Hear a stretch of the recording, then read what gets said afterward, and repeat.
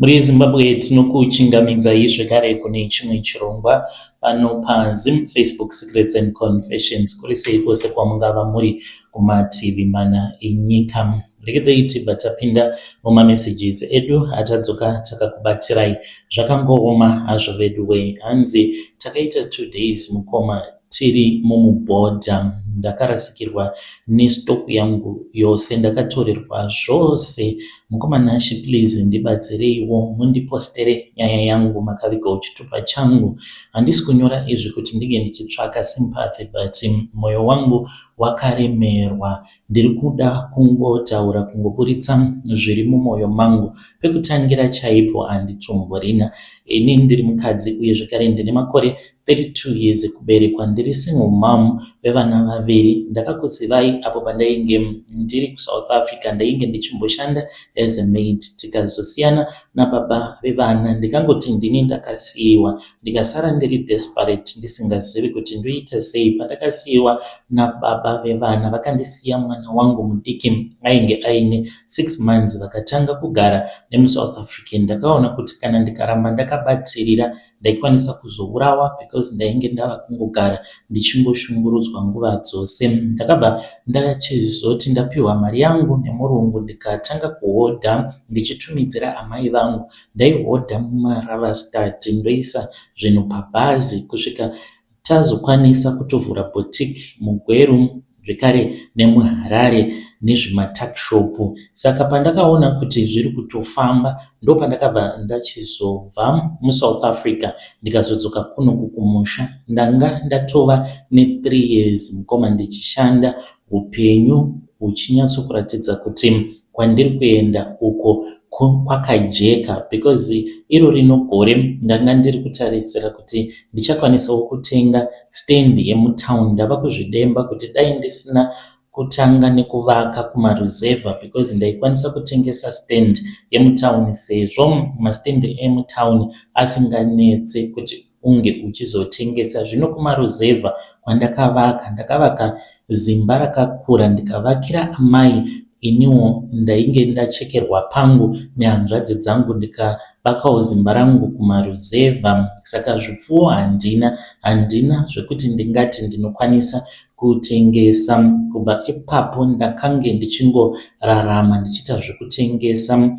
Munin'ina wangu kutaura kudai handizivi kuti mari dzemafees ndichawana kupi, because anga akatodzokera kuuniversity gore rakapera iro. Pandakaona kuti zvinhu zvava kuita sekunge zvabalansa.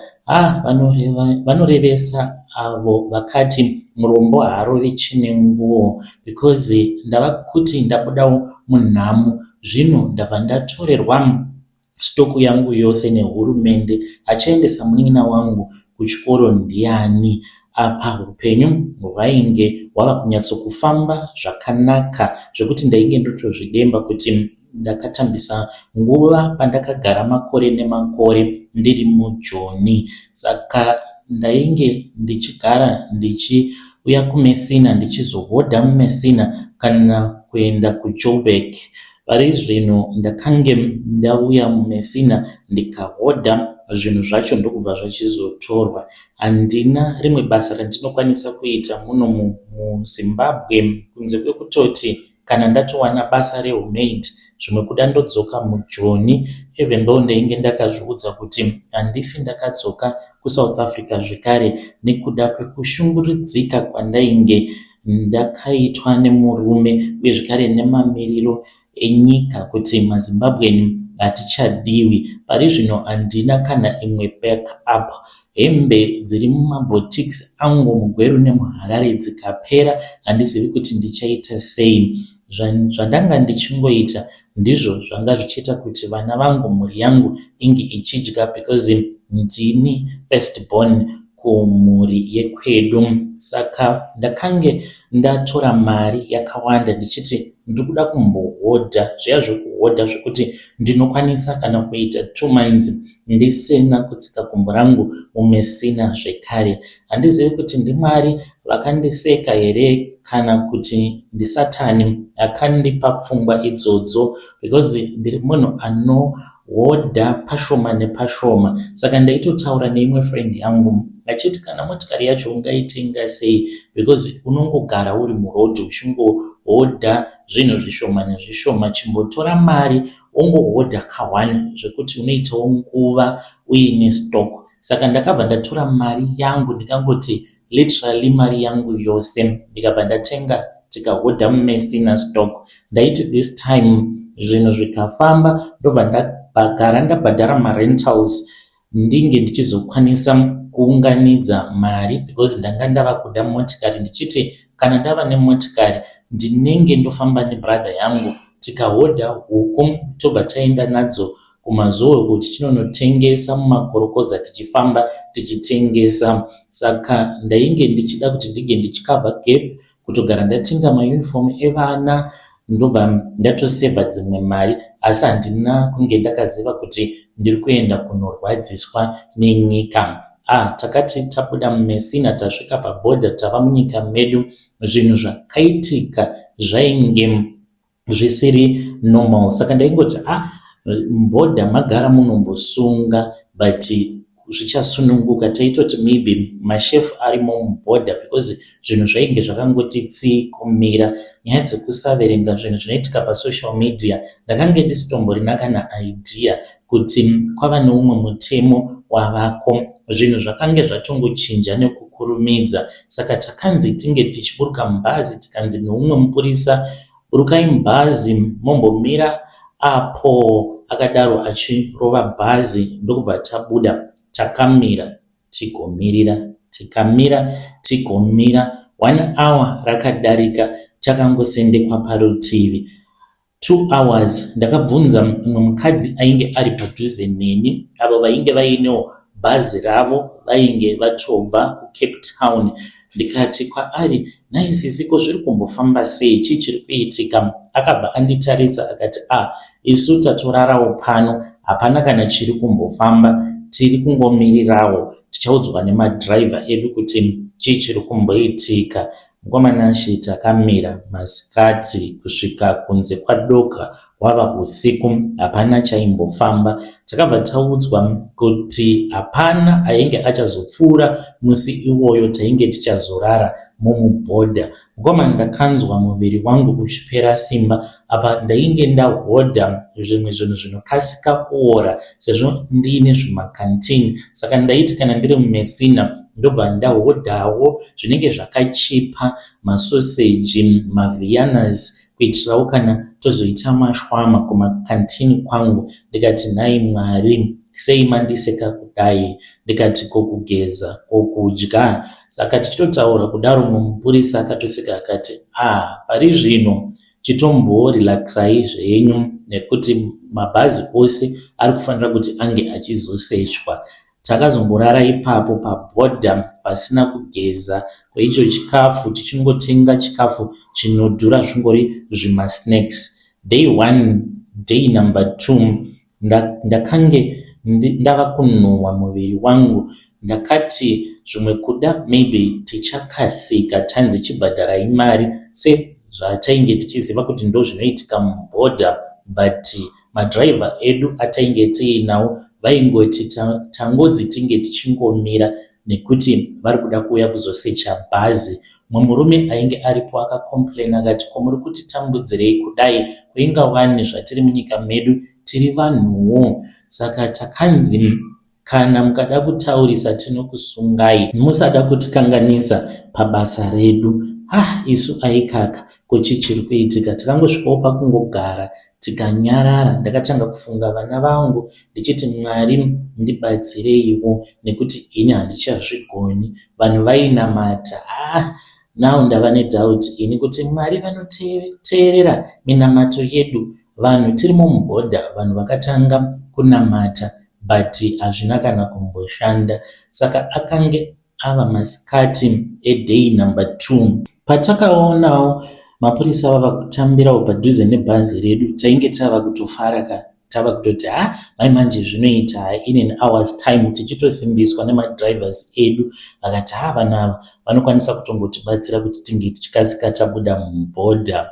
Saka vakabva vati munhu wose ange achizomira nezvinhu zvake, munhu wose nezvinhu zvake. takaburutsa zvinhu ndikaisa mabhegi angu ose pasi. Ndakati nai Mwari, ko chii chiri kuda kumboitika pano? Apa ndainge ndisina mari yakawanda, ndainge ndakangochengetawo mari dzataiziva kuti kana uine zvinhu zvakawanda sezvandainge ndiinazvo unozobhadharawo mari. Saka vakabva vachizosvikawo pandiri vakandibvunza kuti zvainge zviri zvangu zvose here. Ndikati ehe, ndezvangu. Vakandibvunza kuti ndinoita nezvei, ndikavaudzawo kuti ndinoitawo zvekutengesa. Akabva ati kwandiri mupurisa iyeye, zvakawandisa zvinhu izvi, endai munodhikleya mainini. Ndakabvunza ndikati zvinhu zvose izvi muda kuti ndike ndichizvidhikleya ndichazoburitsa mari? Kana makazvitarisa panodiwa mari? Akangonditarisa, haana kana kumbondinzwira tsitsi, akati vachakuudza uchaziva wega kuti unozoburitsa mari. Mukoma pandakaudzwa mari yacho ndakanzi panodiwa $5,000. Ndakabva ndatanga kutotemwa nemusoro. Panguva iyoyo ndainge ndisina mari yakawanda kudaro. Dai ndainge ndiine $5,000 ndaitsvaka karimwe bhizinesi rekuti ndinge ndichiita. Ndakabva ndaudza vamwe madam, ndakati madam, mari yamuri kutaura handina mari iyoyo. Vakabva vati kwandiri, saka siya, emoji of a broken heart. Siya zvinhu zvose zvandabva mukutenga, zvinhu zvandakatarisira kuti vana vangu vange vachizodya nazvo. Ndakatanga kudedera ndikanamata, ndikakumbira kuna madam ndikati ndiri single mother, ndiri kungotsvakawo zvinoitawo kuti ndinge ndichiraramisawo vana vangu. Vakangoti ini ndiri pabasa mother, next. Mukomanashi ipapo ndakabva ndatanga kuchema, emojis of a crying woman, kutochema chaiko. Ndikati Mwari, seiko mandifuratira kudai? Vanhu vakange varipo, vamwe vainge vachitotorerwawo zvinhu zvavo, vamwe vachichema, ende hakuna akange aine mari yekuti ange achibhadhara. Takangogumisidzira tangonyarara. Unochema ende anokunzwira tsitsi panenge pasitomborina, nekuti umwe noumwe anenge akamira nenhamo dzake. Ndakatarisa zvinhu zvangu, ndikabata rimwe bhegi, ndikabata rimwe, ndikatongoziva kuti handitomborina choice. Zvinhu ndakazvisiya. Mukomanashi ndakasiya stoku yangu yose, zvinhu zvose zvandakatamburira kudaro kuti ndinge ndichikwanisa kuzosvikawo palevel rakadaro. In an instant, zvinhu zvose zvandaitarisira kuti ndo pachazovawo nefuture yangu, kuzotengawo motikari, ndobva ndaexpanda business. Ndakangobuda ndiine kabhegi kadiki, zvimwe zvose zvakasara ipapo. Unotanga kutaura wega, so brain dzinotomborasika, ende ndaitonzwa kutoti muviri wangu wakareruka. Kwete kuti ndiri kufara, asi kutongopererwa kushaya kuziva kuti ko chii chiri kuda kumboitika. Ndakangogara pasi, ndakangozvibvunza, ndikabvunza umwe mukadzi ainge achichemawo akagarawo pasaidi.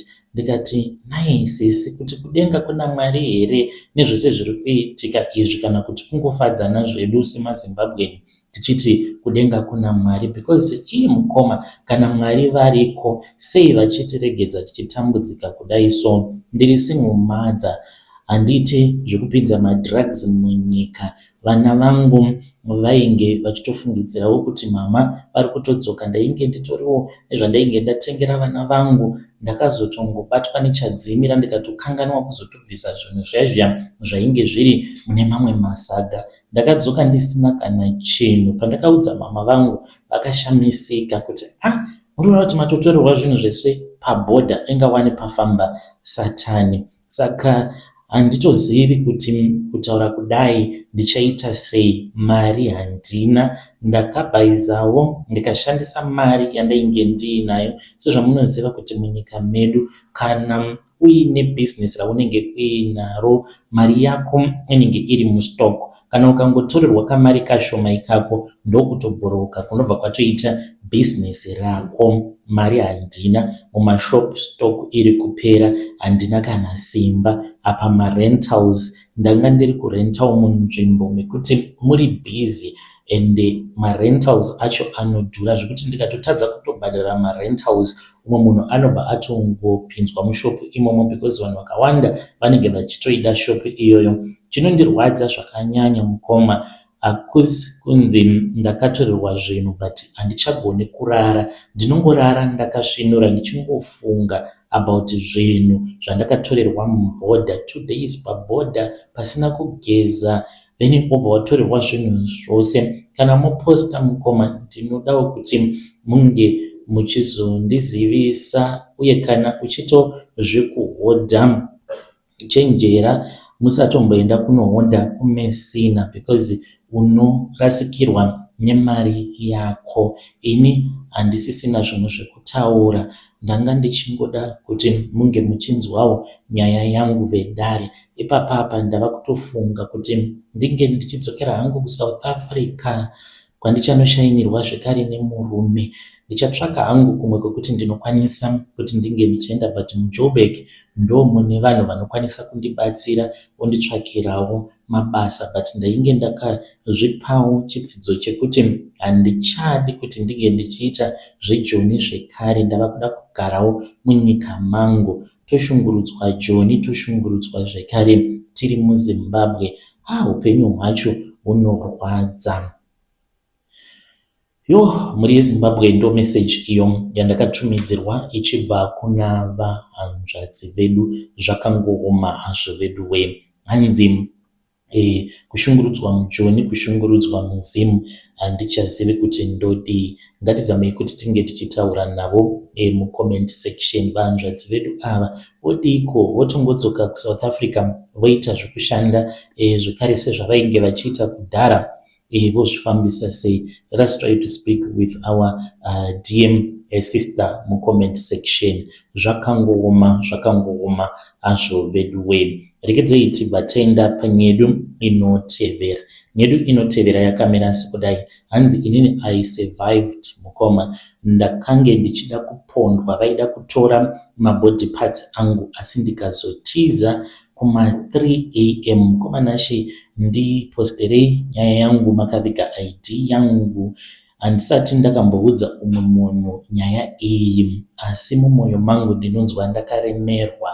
Inini zita rangu munokwanisa kundidaidza kuti Taku. Ndiri muZimbabwe, ndiri kushandawo muno muSouth Africa. Ndinorangarira gore iro randakauya muno muSouth Africa. Ndakange ndava kutambudzika. Dzimwe nguva ndaishaya kana mari yerent, ndikabva ndachizoudzwawo neumwe mukomana akandiudza kuti iye anoita zvokumaketa pamarobot. Sezvo ndainge ndichiri mutsva munyika ndisingakwanisi kuwana basa, plus mapurisa aitosunga zvekutodaro, ndakabva ndabuda naye ndokubva tachizoenda kurobot kunotsvaka mapiece job.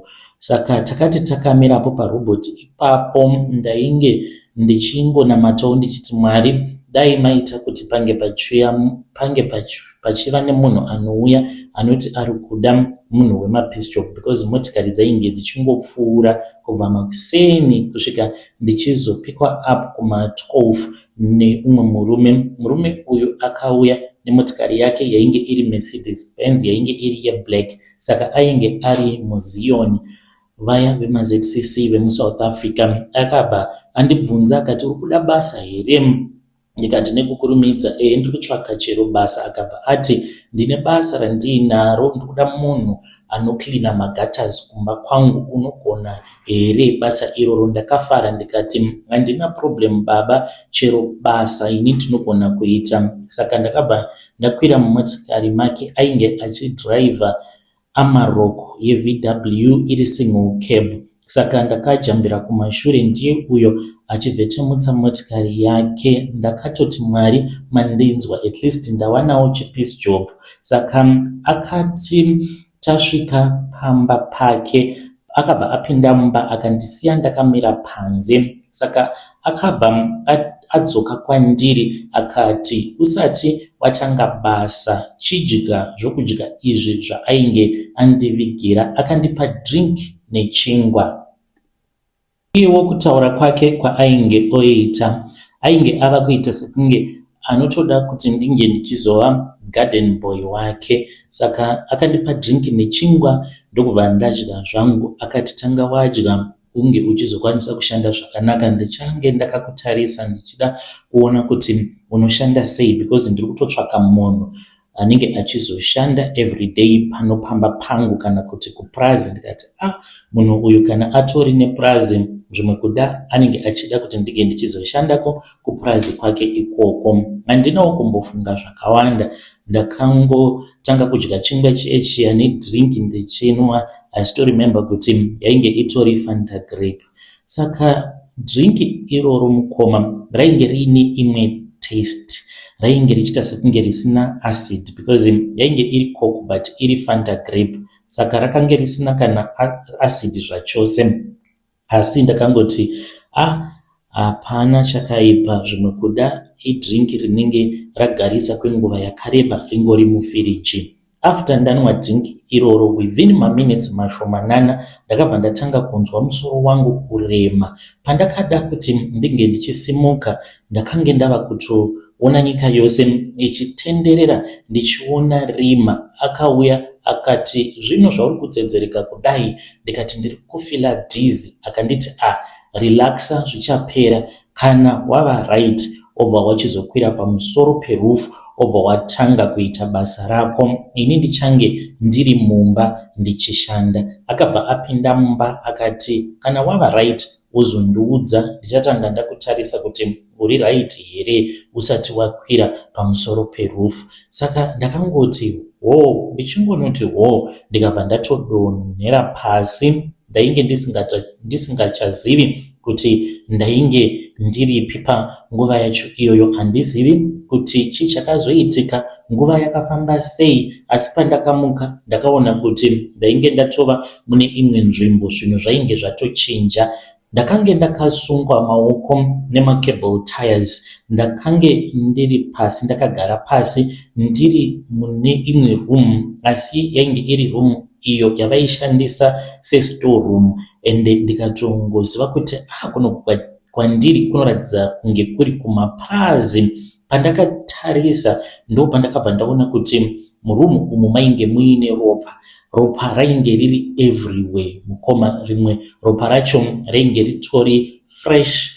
Imomo mandainge ndakagara, ndainge ndakatogara muropa, handizivi kuti rainge riri ropa remunhu here kana kuti remhuka. Ndakaona nzara dzemunhu dzainge dzakakwadaburwa murumu imomo mandainge ndiri. Ndikati ko chii chiri kumboitika panapa? Ndakaedza kusimuka, ndainge ndisingakwanisi kusimuka zvakanaka because ndainzwa dzungu. Ndakatanga kupanika, ndikabva ndanzwa mafootsteps emunhu ainge achifamba panze. Vanhu ava vaitotaura Shona. Mukomanashe, ipapo ndakatanga kuchema ndikati, Mwari kam, dai madzika zvenyu mauya mandibvuta kubva kune mhonde idzi, because pandakanzwa vanhu vachifamba vachitaura panze ndakabva ndanyarara kuti zii.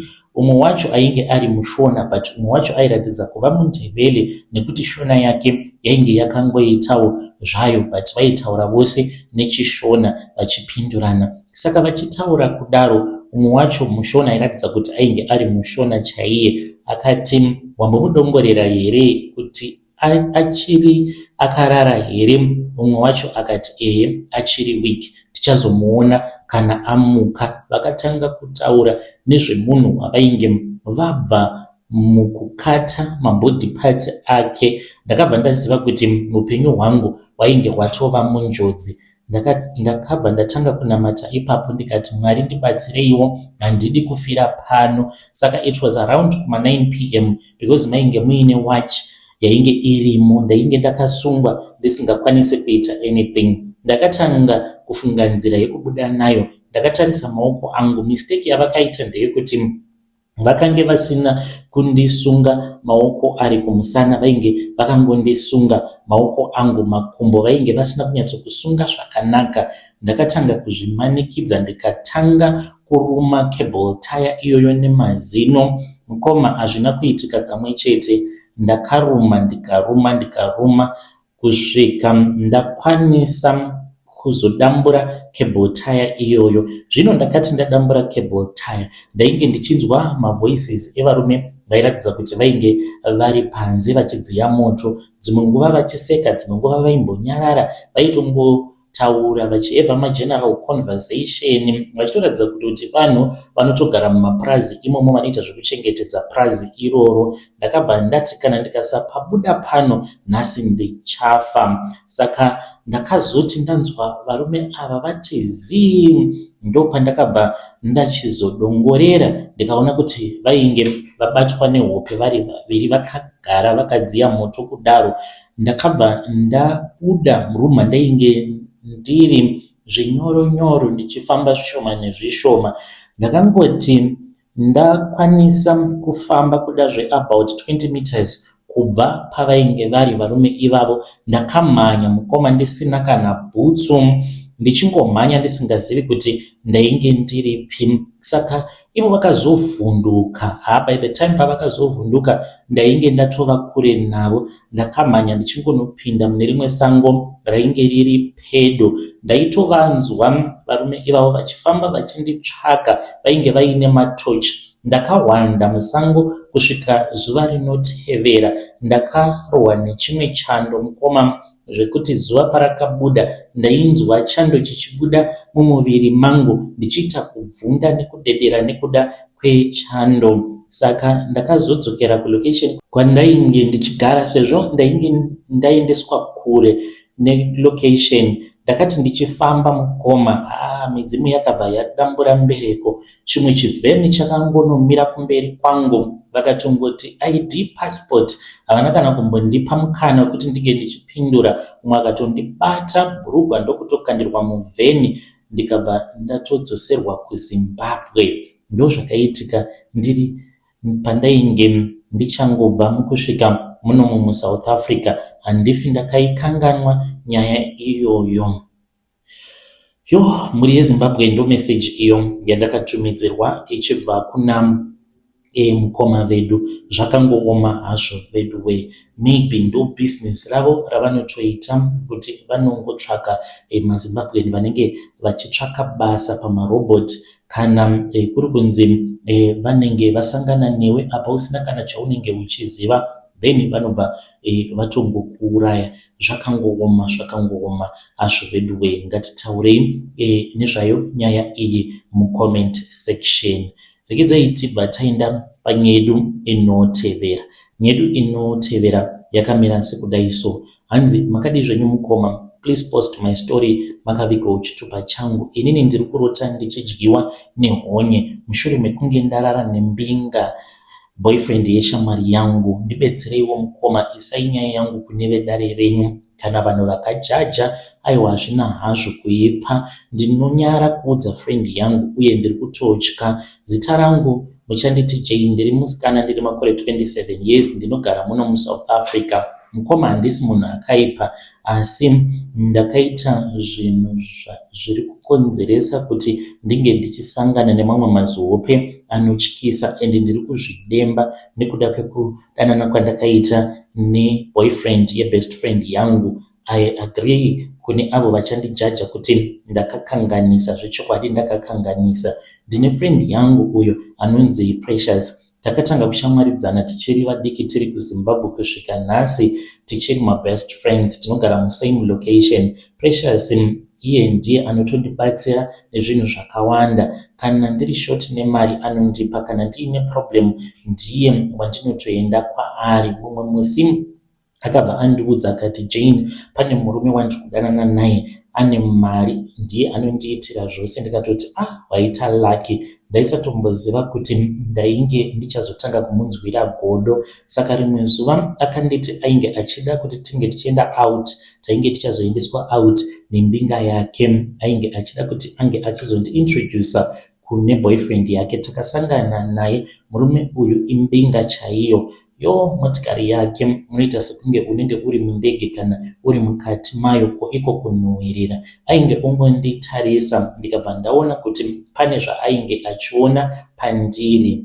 Tichiheva lunch kudaro, painge pachingoitika eye contact. saka ndakangoti maybe zvingori mupfungwa dzangu. After some days, because takazokwanisa kuexchange madetails, akatanga kunditumidzira mamessages akati, hi Jane, ndakazviona kuti uri munhu ane respect. Ndikati thank you. Zvakazotangira ipapo, small messages, majokes, then macompliments. Ndakazotanga kuona kuti iye ainge achitoda nezvangu. Ndikazomuudza kuti asi iwe uri munhu waprecious. Akati relax Jane, hapana kana chakaipa, tiri kungotaurawo. Mukoma, one thing led to another. Ndikati hazvina basa. Rimwe zuva akati uya tiende kudhina. Precious haasi kuzviziva, it is just food. Ndakabva ndafunga ndokubva ndabvuma. After dinner tikaenda kumba kwake. Saka what I did was very wrong. Ndakazvimanikidzira kuita izvozvo, ndakazogumisidzira ndarara naye. After that zvinhu ndobva zvakatanga kuchinja, kwete pakutanga ndaiti maybe hapana zviripo, asi ndakazotanga kurota zvinhu zvandisinganzwisisi, zvisinganzwisisiki.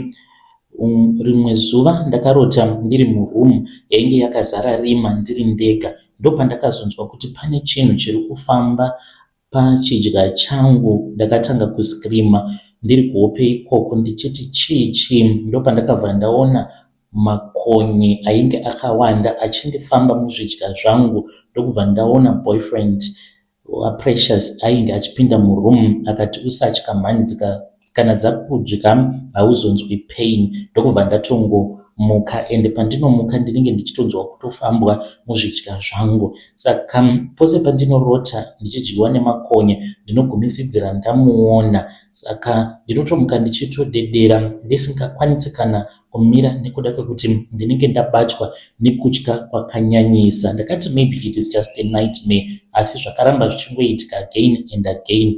Zvinoitika almost each and every night. Ndinotya kuti ndinge ndichiudza Precious kuti izvi ndo zvakaitika, even though ndakamuudza kuti ndine hope dzandiri kurota dzandisiri kunzwisisa. Mukoma handina simba rekumuudza kuti ndakarara nemurume wake. Hope idzi dziri kuramba dzichingoita worse. Saka ndinoda kungobvunza kubva kune vedare renyu kuti zvinorevei izvi? Ndiri kuona chaizvo here kana kuti kungodyiwa? Zvinorevei mukoma? Ndiri kutya, ndiri kufila guilt, ndiri kunzwa sekunge ndiri kurangwa naMwari. Ndinozvibvunza kuti izvi zvine chekuita here nezvandakaita neboyfriend yake, because kubva pandakatanga relationship iyoyo ndipo pandakatanga kurota zvinhu izvozvo. Mukoma ndakakanganisa, ndikabira shamwari yangu ndikatora hapi wake. Zvino hope dzacho ndo dzava kunditambudza. Handichakwanisi kurara zvakanaka, handichina peace. Kana muchiposta nyaya yangu, ndinoda kungoudza vamwe kuti usapinda murelationship yeumwe uchida kutora murume wefriend yako, nekuti dzimwe nguva anogona kunge ari munhu anenge aine mushonga. Handichazivi kuti Precious ndiye ane mishonga here kana kuti munhu wake ndiye anobata, kuti iyewo Precious ane zvaanenge achisangana nazvo zvaasingadi kuti isu vamwe tinge tichizviziva. I don't know. MuZimbabwe ndo message iyo yandakatumidzirwa ichibva kuna ID. Ngatitaurei naye mucomment section. Zvakangooma hazvo vedway. Hanzi pose apa ndainge ndiri bomb. Zvakangotanga hanzi ipapo pandakadanana nemurume iyeye. Maybe anenge ari munhu akaromba. Let us try to speak with our sister in the comment section. Ngatisanganei zvakare mune zvimwe zvirongwa zvinotevera.